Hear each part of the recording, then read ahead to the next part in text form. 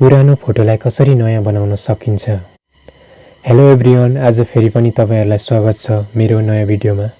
आज म तपाईहरुलाई निकै फाइदा हुने कुरा लिएर आएको छु।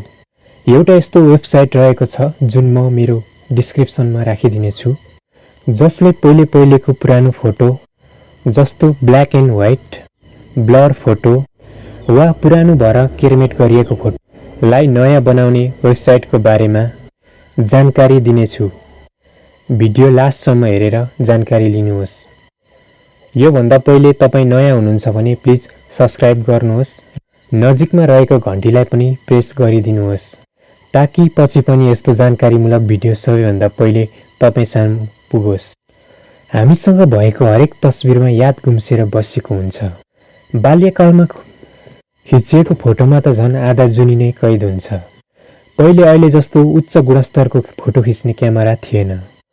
हामीसँग भएका केही फोटोहरू पनि ब्ल्याक एन्ड व्हाइट रङमा हुन्छन्, जसमा आफ्नो वा आफ्ना कसैको अनुहार चिन्न पनि मुस्किल परेको हुन्छ। त्यस्तै हामीसँग भएको कति फोटो कम गुणस्तरको फोन वा क्यामेराबाट खिचिएको हुन सक्छ, जसको गुणस्तर घटेर मान्छे को हो भन्ने चिन्न नै गाह्रो हुन्छ। आफ्ना त्यस्ता फोटो अहिले उच्च गुणस्तरमा भइदिएको भए कस्तो हुन्थ्यो भन्ने चाहना हामी सबैको हुन्छ। कतिपय अवस्थामा प्रिन्ट गरिएको पुरानो फोटो पनि केरमेट भएर बिग्रेको हुन सक्छन्।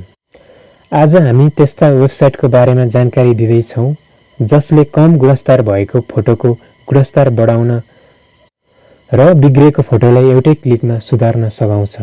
त्यसको लागि सबैभन्दा पहिले मैले डिस्क्रिप्सनमा राखिएको लिङ्कमा क्लिक, त्यसपछि स्क्रल गर्दै तल गएपछि चुज फाइल लेखिएको बक्समा क्लिक देखिन्छ। त्यसमा क्लिक गरी ग्यालेरीबाट आफूले गुणस्तर बढाउन चाहेको फोटो छान्नुहोस्। त्यसपछि अपलोड हुन दिनुहोस्। अपलोड भइसकेपछि छेउको रिस्टोर फोटोमा क्लिक गर्नुभयो भने फोटोको गुणस्तर बढ्ने प्रक्रिया सुरु हुन्छ। त्यसपछि तल रहेको डाउनलोड द रिस्टोर इमेजमा क्लिक गर्नुहोस्।